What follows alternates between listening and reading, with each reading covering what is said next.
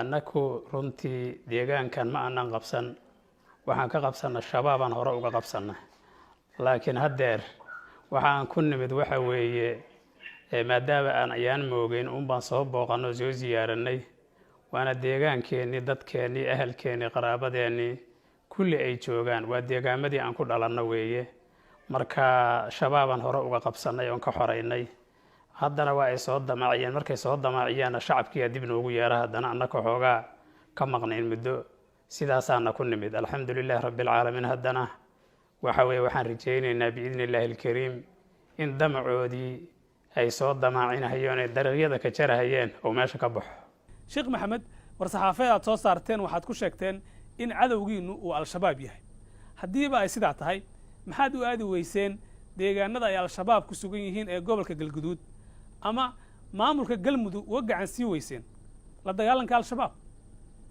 waa mahadsan tahay runtii shabaabka waxa weeye dagaaloo dhamna uu yahaaba iska aad maahan waa inaad saldhig leedahay gurceel iyo gobolladani waxay ahaayeen inta aan xoreyno hore u xoreynay inta xorta ah waa meeshii bayskii laga duulaya weeye maqcadkii ciidanka weeye markaasaa ayaka deegaamada ay haystaan laga saari karaa laakiin qof hawada jooga oon dhul haysan dhul kale ma difaaci kara mana xoreyn karo sidaa darteed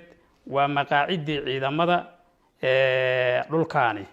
markaa saas daraaddeed waa laga xoreynhayaa inta kalena insha allahu alkariim haddii alla idmo ciidamada aad tiri ciidamadii dowladda iyo waa ciidamada hadda aan yacni maalanba la dagaalamahaya oo diyaarka u ah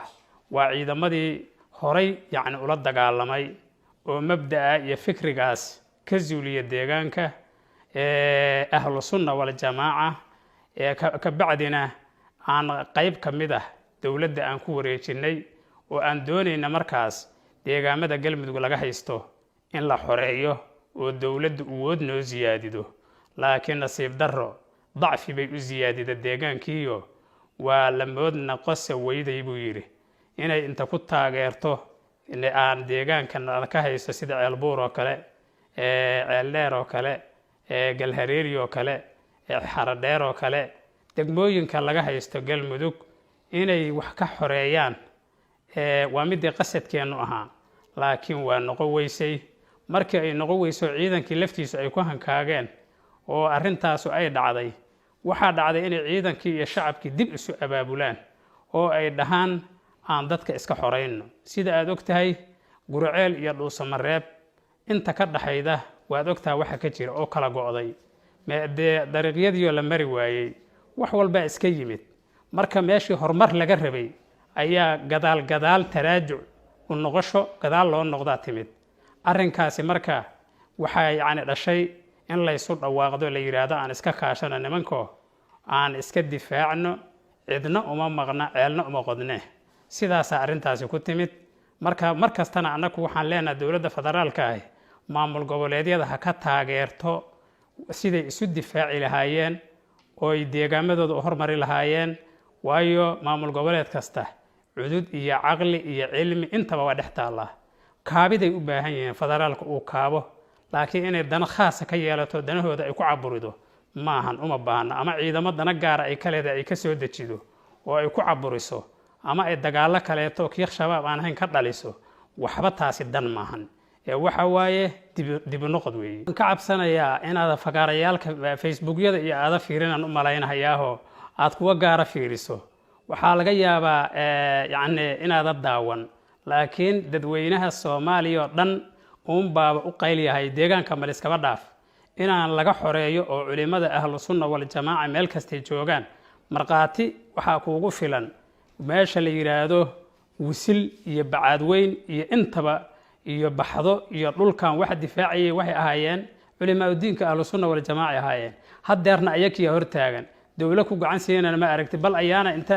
yacni la ag tegay oo laysku sawiraa laga tegay annakuna hadda waxaas ma naqaan daacadnimaa naqaanaa lilaahi ah waxaan laqdaba lahayn waa waxaan annaku doonaynaa marka waxa waaye alxamdulilaahi dadkaas deegaamadaa jooga markhaati kuugu filan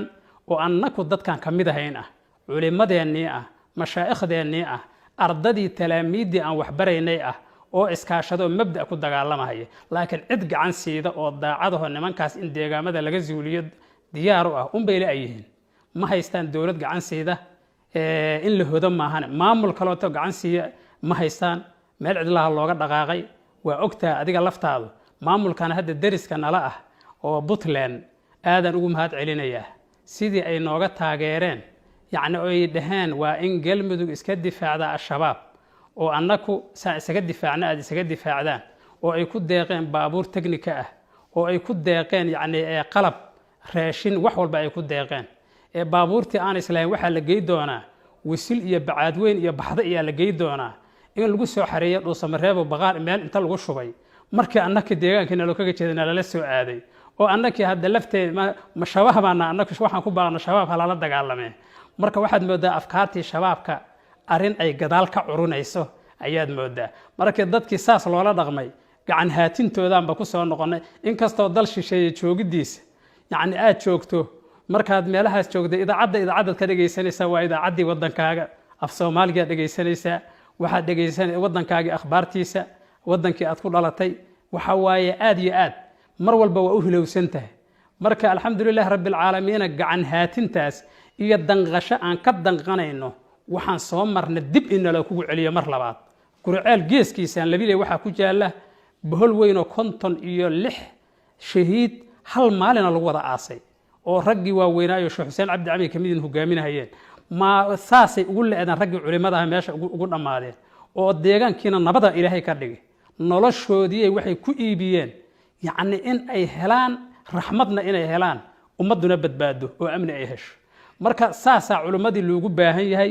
laakiin caamana coodkii ku dagaalamaysa waad aragtay galmudug NGO waxay noqotay dibadda inta laga yimaado dool loogu yimaado inta jagada laga qaato diyaaradda laga raaco haddana markii xogaa ay dhamaato haddana dadka xogaa lacag inta loo keeno haddana laga dhoofo oo aan dadkii mashabaaba haysta madax furasha loo haysta